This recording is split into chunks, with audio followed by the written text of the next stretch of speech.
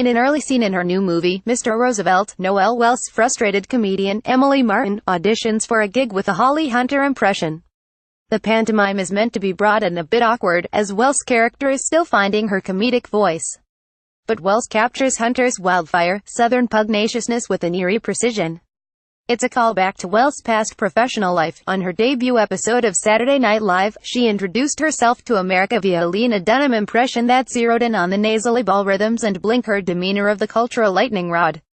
Wells is a gifted impressionist, skilled at capturing voices and playing off the perceptions of what public figures are like.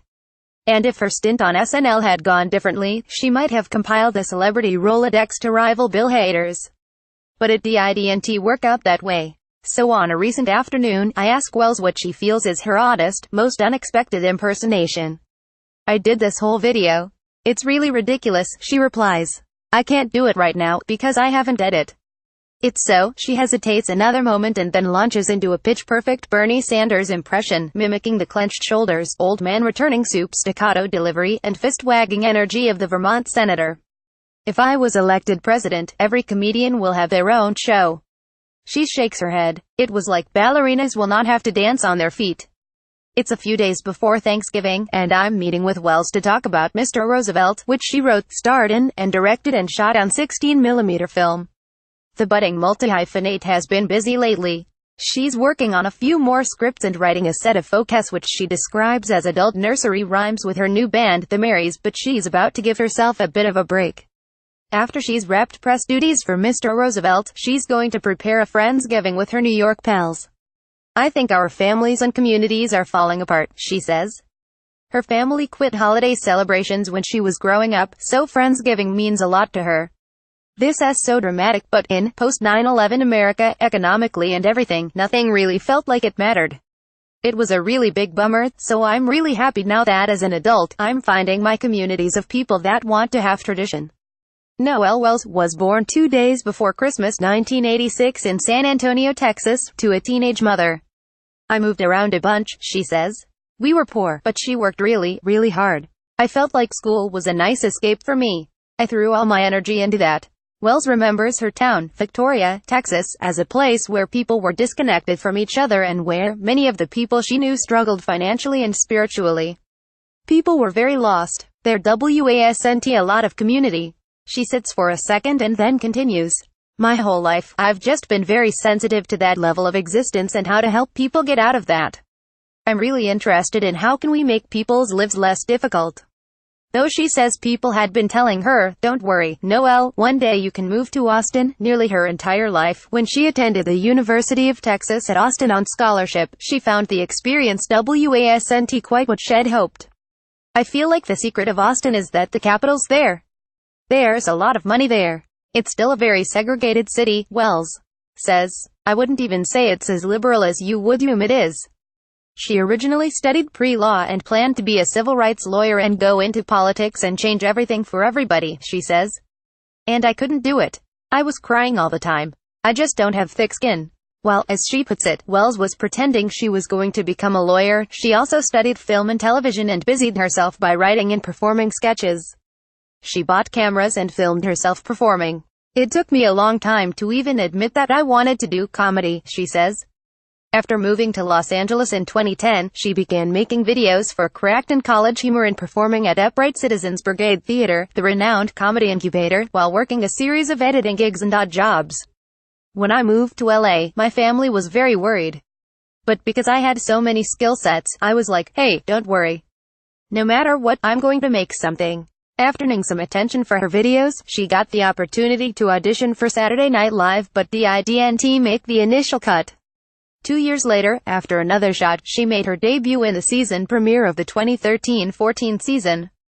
The show had recently lost popular cast members Bill Hader, Jason Sudeikis, and Fred Armisen, and, in Wells' opinion, overcompensated by hiring too many new faces. She was one of 6 new players to debut on the premiere. "It was all stacked up from the beginning," she says. "It was a year that everybody was like, oh, this ised. Everybody that year was miserable. I hope I'm not always filled with self-doubt. I was very, very down on myself, but there's that part of me that never stops trying." Wells on her first episode, she got an early, high-profile spotlight with a girls' parody that showed off her Dunham impersonation and let her play off the evening's host, Tina Fey. But as the season went on, she rarely got airtime and says her progressive ideas were ignored.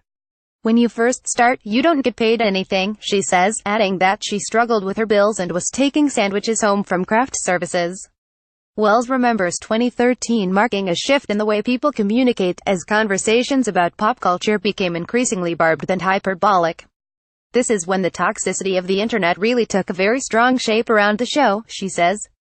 People are attacking me like I'm. She looks frustrated for a second, her voice a bit frayed. She regains her composure, injecting some extra warmth into her tone, just the balance is so confusing. It's like I had gotten to the top of the world. But I was actually kind of struggling. Saturday Night Live is not her favorite topic, but Wells strikes me as both professional enough to realize she'll be answering questions about it for a little while longer and too polite not to give a thoughtful answer. She said she was not surprised when she was not brought back after the season ended. Was your first thought afterward, well, I'm done, or I'll show them, I ask. It was just more like, why don't they see me, what did I do wrong, she replies. I knew that it wasn't a mistake that I had gotten there. There was no part of me that wanted to show them, or wanted to give up. I was just like, okay, so I was there. I saw what that was like. I don't have to try doing that anymore. How do I regroup my energy, and what can I do and work on now so you didn't get too down on yourself, I ask. I did, she replies. I hope I'm not always filled with self-doubt. I was very, very down on myself, but there's that part of me that never stops trying. Britt Lower and Wells were set up on what Wells calls a lady date in Bryant Park by their shared manager shortly before Wells would debut on SNL and a few years before Lower would land a part on the surreal, Lorne Michaels-produced sitcom Man-Seeking Woman. I immediately took a liking to her, Lower says. As does the whole world. Lower hung out with Wells backstage during her SNL opening night and remembers a lot of ear-to-ear smiles, she says. It's a pretty high-stress environment, but she seemed to be handling it like such a pro.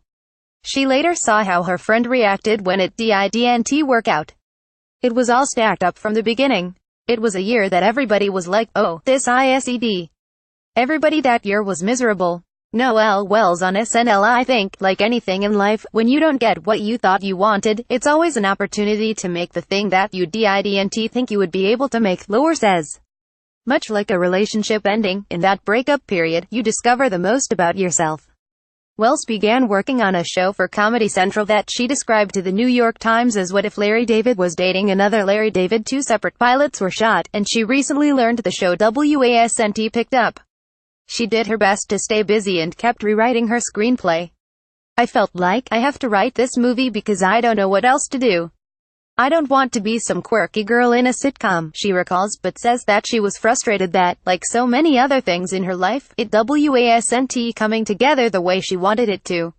I was crying over my career in my apartment, she remembers. Feeling really sorry for myself, and my cat, Mr. Feeney, came up and sat down in front of me and just stared at me. If you could put his stare into words, it would be grow the up. And lightning struck, and the idea came to me about what the movie would be about. For the record, yes, she did name Mr. Feeney after the school principal from Boy Meets World, just a sort of name you would name your cat when you're right out of high school. Mr. Roosevelt tells the story of a frustrated and often frustrating Los Angeles comedian who returns to Austin, Texas, after the Euler cat she once shared with her former boyfriend, the amiable Ian comedian Nick Thune, takes ill. She quickly grows suspicious of her ex's new partner, played with marvelous comedic restraint by Lower, and resentful of her own inability to get off the ground. A hairy and tonto for the gig economy generation, the movie is inured and promising debut, one that winningly crossbreeds the walking and talking Texas rhythms of Richard Linklater's and Joe Swanberg's slice of life eye for detail, with a Noah Baumbach-derived predilection for ringing laughs and poignancy from unflattering emotional truths. After earning critical raves at South by Southwest earlier this year, Mr. Roosevelt played in limited release in New York and Los Angeles. It will premiere on Netflix later this month. Wells developed her character, Emily, off and on for a few years as a composite of the darker parts of me, and some guys that I know, she says. I wanted her to feel universal, so I put male and female attributes in her that I recognize in other people. She knew she wanted to write something she'd star in and direct, but the early versions of the script were scattered. I just remembered this the other day. The movie used to open with her applying for a dog walking job on Craigslist, she adds. Because it's something that happened to me. Halfway through the interview, I realized the guy was on the phone. And I had sent the man my resume. He had all my information. The script took years to solidify, but the general idea has stayed the same. It was always starting from the place that millennials are very lost. That we don't really have a sustainable or tenable economic trajectory, she says. Everything's moving into tech, but I didn't really think that that's the way things should be going. There's no stability. I was definitely sold a bill of goods where it was like, don't worry. If you do really well, yeah, I'll get somewhere else. It just isn't the way that it is. After years of making short comedic videos for the internet, Mr. Roosevelt is Wells' first-length film. I knew that I knew what I was doing, but I got nervous about telling other people to do what I wanted, she says. There are two things running in me at all times, one of which is where I want to be a boss and I want to rule things. The other flip side is if I do that, I'll get in trouble. It'll be difficult. I may. The way that people react is insane when you push back on them as a woman. I imagine people just hear their mom yelling at them. Were there people on set that just couldn't accept taking direction from a woman, I ask. No, it's never that.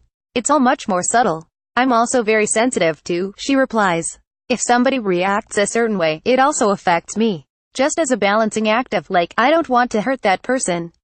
I don't want to upset them, she says.